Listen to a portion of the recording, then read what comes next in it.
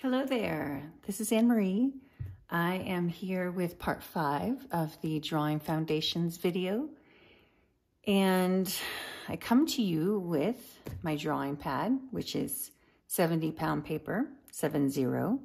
I have 3 pencils, a 2B, a 4B, and a 9B, so that I can do proper shading. I have an assortment of erasers, which are in this bag for reasons I'll tell you about later, and a pencil sharpener. That's it. That's all you need. All right, so you have a link to the still life that we're using in the description below.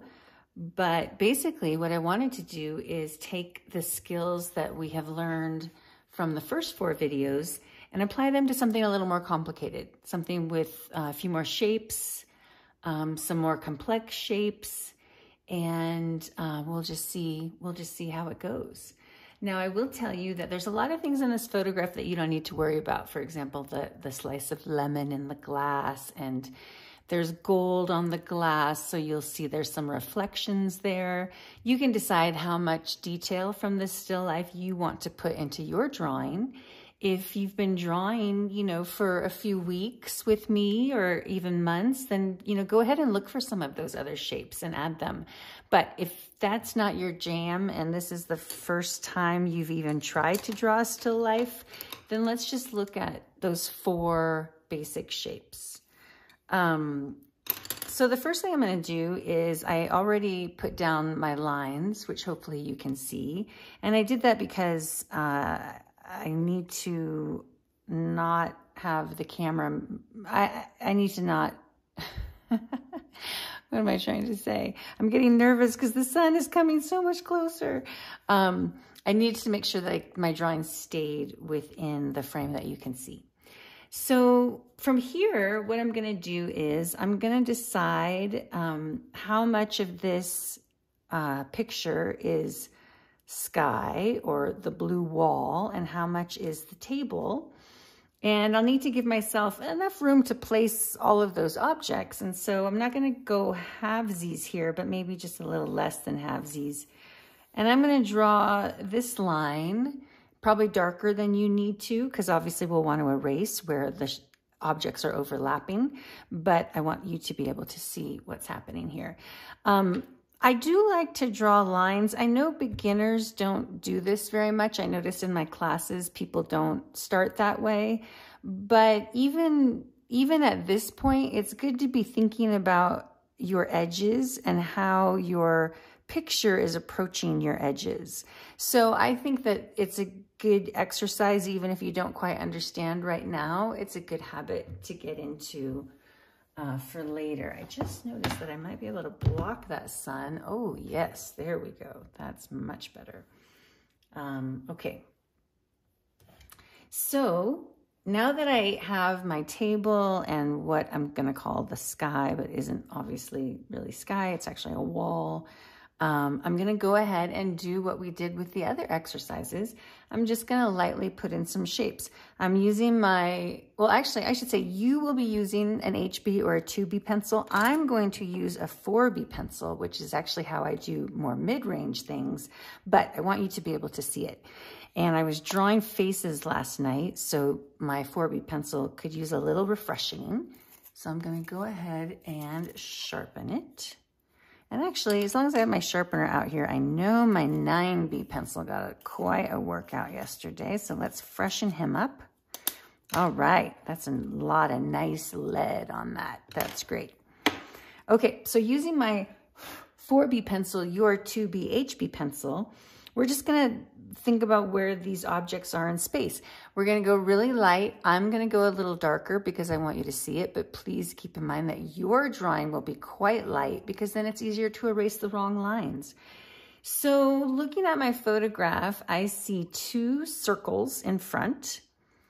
I see, and they're lovely little shadows cast off to the side. I see a cylinder or a rectangle with ellipses on them, which we will talk about.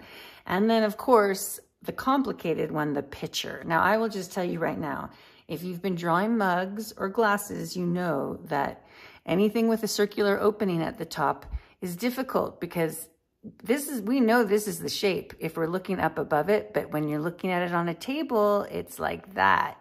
So that gets a little tricky. And then you know what else? The bottom of it has to be the same. We can't have the bottom like this and the top like this, or it looks like a slinky coming towards us. So we have to have both of those ellipses matching. And then of course this one also has, sorry, my reference went away again. This one also has the cylinder up at the top. So we have the ball of the vase at the bottom and a cylinder and a handle. It's just all kinds of good complicated stuff. So let's take the easy parts first. The 2 lemons. We're going to take those not only because we've been drawing pears, so we're a little familiar with organic objects, but also because they are in front and we need to make sure we have room for everything. So I'm going to also think in terms of, you know, just with my eyeballs, I'm kind of looking at, that sounded so dramatic, my eyeballs. With my eyes, I am looking at the volume of things because as you can see, my lemons have to fit totally in this space. My glass gets to go up and my vase gets to go up, but my lemons have to be down here, even their shadows. And I have to leave room for those other things too. So to be honest with you, I don't know where those lemons should go. I really don't. Here's what I'm going to do. I'm going to use a pencil to lightly put down some shapes of where they maybe could go. And then I got to work it out. I got to put in the rest of the stuff and see if I'm right. And if I'm not right, well, thank goodness my teacher told me to lightly draw my pencil lines so that I can easily erase them and start over. So here we go. I'm holding my pencil very loosely, and I notice that this lemon is kind of way in front and over here, and I'm thinking he's pretty small. It looks kind of like a small lemon, but especially compared to those other objects. So I'm just going to draw him like that. Now I'm doing this from my shoulder. I'm a little cramped up because of getting away from the sun, but I think that should work. Now I noticed that and when I say my shoulder, I'm literally not moving. I should put this up a little bit so you can see it better. I'm not moving my hand, as you can see. I'm not drawing my circle like this. I'm actually drawing it from my shoulder. That helps me get a much better sphere. And then I noticed that the lemon behind that lemon they're overlapping a bit right here. So let me just kind of, again, moving from my shoulder, let's just put that lemon in. And then when I think I have it pretty right, I can make it a little darker. Okay. Okay, I still don't know if I'm right. I can kind of look, I'm feeling pretty good about these spaces where I have them in space. I see where the glass is, and it looks like it's about as wide as the width of the lemon. And so I should have, you know, room to do that here. And then the vase is a little bit more problematic because it's the ball of it in the bottom is quite large compared to the lemon. So I'm not sure I left myself enough space over there. So usually I would say the glass is next, but because I think I have these too big in relation to the space of the ball, I think I'm going to go ahead and put that one next. So it's quite a bit larger than these lemons. And if I can't fit it, but it's close enough, I'll just change the shape of the vase on my picture. That's fine. But, you know, if I can get it closer, that's good. So let me just put what might be a vase shape there. And then I'm going to go ahead and finish this. Now, looking at my photo reference, technically this shape is a little smaller than this shape, which actually means I could make this circle a little bit smaller. And so I will go ahead and do that. Now I have different erasers here, as you can see. And I'm now deciding I'm okay with my lemons, but my vase is a little too big. So we'll just go ahead and make that smaller, but that's good. That means we're on the right track. So I really like this gum eraser. It's broken because I let grandkids play with it. But, ooh, it's really broken. But it erases really fast. And so, especially on this drawing paper, I really like that. And now that I know this is basically where that goes, I might as well use it to erase the horizon line as well. And now I know that I can actually make this circle a little bit smaller. So let me go ahead and kind of go in that circle. Yeah, that looks good. Okay, that will be my circle. And then that gives me some room to put the rest of it, the height above it also. Okay, so let's go back to our glass. And I see that they're overlapping right here. And I also see that this is not a circle. You know, it's flattened. It's a glass, but it's flattened because it's turned this way. So we all know that it's a circle up at the top.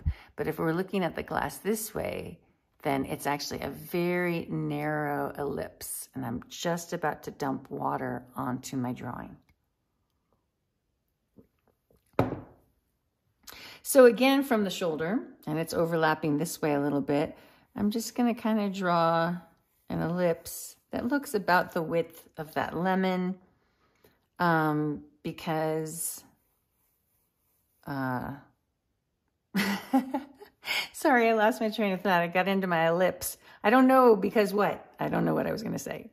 Okay, so now here's what's happened. I have both objects on my table that need to be. I have the base of this object on my table and I have room for it. And then this object, I have the base of it and I have room for the rest. So I'm feeling really good about the setup here. And I feel like I could go ahead and move on to the rest of the glass and the vase and the shadows. Now, let me tell you why I like still life photos, or even better yet, set up some objects in your house. You know, you can do your own still life. You can just use your art supplies and make a still life. Check that out. What a great still life that would be. Well, not that one in particular, but what's great about a still life is not only do you get the drawing exercise and learn how to see things in relation and where the shapes are and where the lines are, where does the glass, you know, start and stop, but it's almost like a flower in the sense that if I don't, it doesn't have to be perfect. It doesn't have to exactly match this photograph. It will still look like lemons and a vase and a glass. I can still achieve that at this stage of my drawing development. You know, if I do faces, well, let's just take it a step further. If I'm doing a bird, my proportions have to be a lot more accurate. If I'm doing an animal, my proportions have to be even more accurate. If I'm doing someone's face, my proportions have to be even more accurate. And portraiture, or people who actually paint people's faces or even people's animals, like to make a face look not just like a face, but actually this face, that takes a lot more drawing skill. So some of my students get bored of still lifes that we do a lot of, and we paint them and we draw them. But, you know, until you're more confident in your drawing skills, those are really the best things to start with. At some point, you know, now I do more birds, but I don't usually draw, I don't paint animals. I'm still working on drawing animals. I've gotten to the point where I am satisfied enough with my bird drawings that I am trying now painting birds, but I am not satisfied enough with my animal drawings to paint animals, or heaven forbid my face drawings to paint faces. And now you may not be such a stickler about it as I am. I'm a perfectionist, and that serves me because I work hard to get it right, and also doesn't serve me because sometimes I stay stuck. So anyway, that's my journey to deal with. If you want to paint faces, go for it. You know, I applaud you for your bravery. For me, I just feel like, I just don't even want to bother painting it if it's not going to look right. And I know that if I don't have the drawing skills, it's not going to look right. So that is probably, well, let's go ahead and set up the rest of this. So I still have my 4B pencil, and now I'm just kind of, let's just say it's over the table. Ooh, you know what I just noticed in this photograph, which is awesome. And shows exactly why I love drawing, because you just notice things about things. This table is not straight. It's totally at an angle, which is frankly much more interesting. So let's go ahead and do this line, this table line at an angle. And let me show you what I'm going to do. I'm going to skip over this space and just kind of connect it back there. So, and that's just a trick to kind of get all your lines in order. I mean, I could just go through and then erase it if I keep it loose, but that's another way, is to just kind of do it and then see. I'm actually kind of running against my finger here so that my pencil's not touching, but I can keep the line going so that I get it in the right place. Now, I did mine a little more severe because once I noticed that in the photograph, I thought, oh, that's a really cool feature. Because when we think about shapes in pictures that we're looking at, this is also a shape. You know, this shape outside of this is also a shape. It's much more obvious in the photograph because Garreth also has a triangular blue shape in back and then a triangular black shape in back. So it's a really fun photograph. And it makes me want to paint it after I do this drawing, which I may do. So anyway, now that I've noticed that detail and made that change, let's go ahead and put an ellipse. Now I'm kind of divided about whether it makes sense to put the ellipse here and then connect them, or go ahead and draw my lines. I kind of don't trust myself to put the ellipse in the right place. So to me, it seems like a little better to go ahead and draw those lines.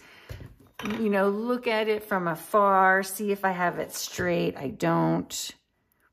One teacher that I worked with, Stephanie Bauer, who's an architect, she said that because of her stigmatism, all of her lines slant down or slant in a certain way. And I have astigmatism and mine also do, which is why I like to double check them. Okay, and then now that I have these, I think I'm going to go ahead and put, you know, my ellipse. And again, I can hold it up. I can look at it from afar. I can see, does that look, you know, does that look like those two things, those two ellipses are connected? I think it does. I think I'm going to go ahead and erase this line and maybe some of those other loose lines. Go ahead and erase the insides of this. So then I have much more, you know, what's starting to look like a drawing. Yeah. Okay, and then let's go ahead and do the rest of the vase. So obviously I drew a circle because that's easier to draw, but there's kind of, you know, it's basically the same shape on top. It's like this glass sitting on top of this vase. If you look at it, it's the same kind of cylinder thing. So what I need is a pretty flat ellipse on the top of this. And if I'm comfortable with that, I think it's tilting a little.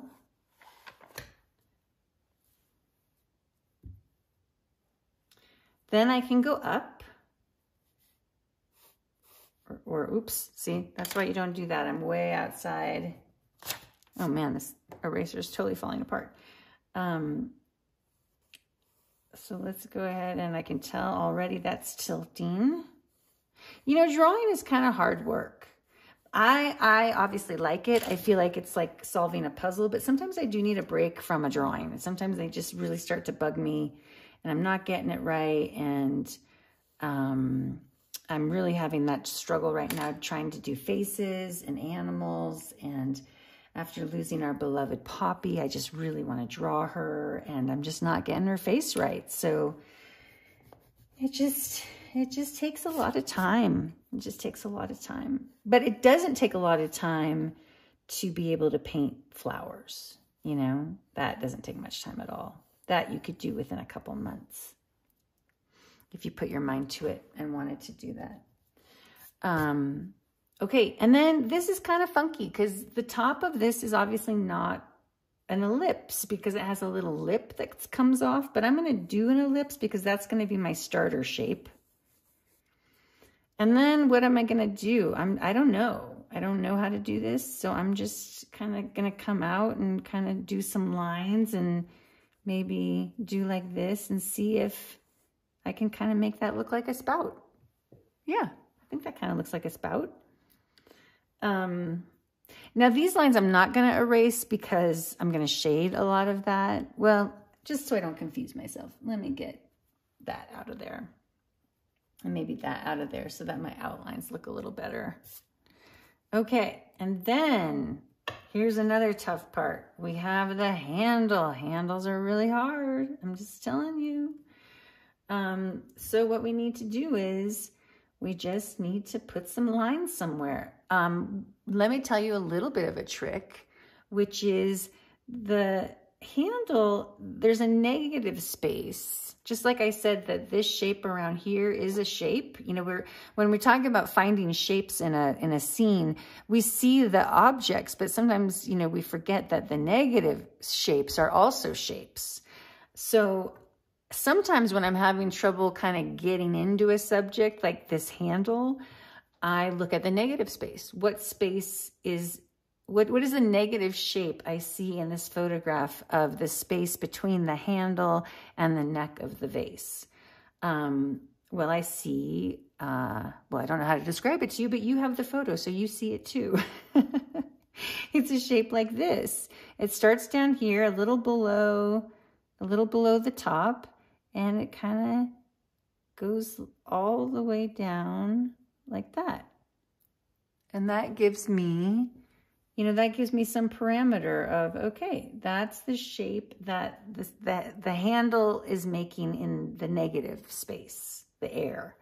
And then I can kind of look at, okay, where does this point, I'm going to do this darker than I recommend you do it to make sure you can see it, but where does this point relate to how this thing is curling around? And this, if we come up here, this is kind of going like this. Oh, and this, you see now the handle comes way out here and hits that negative shape. So that's, you know, it's all lining up so far.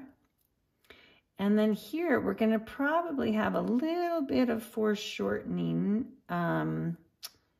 But I do see that tiny little black spot right here of where the shadow is hitting the side of the vase. And then the vase comes, you know, actually what might be easy, this is tough. This is tough. It's turning in different ways. The light is hitting it in different ways.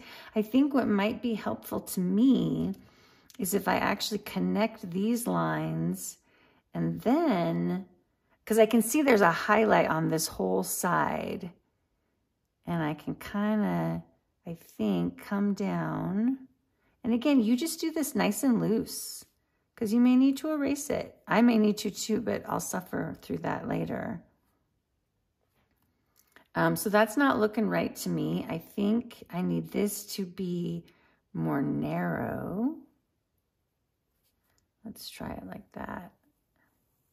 And see if I can make that work. And then this can kind of come out this way and then curl back around. Ooh. I mean, that's the kind of thing where I might just be like, whew, I need a break. I need to walk away from this. You know, it's complicated. It's tough, but it's very satisfying to get it right. And you absolutely can get it right. Just do it nice and gently, you know, your pencil marks so that you can erase them. But now we have not only a very long video, but also we have a really good setup for the rest of our drawing. And I will do the shading in part 2 of this 5th video.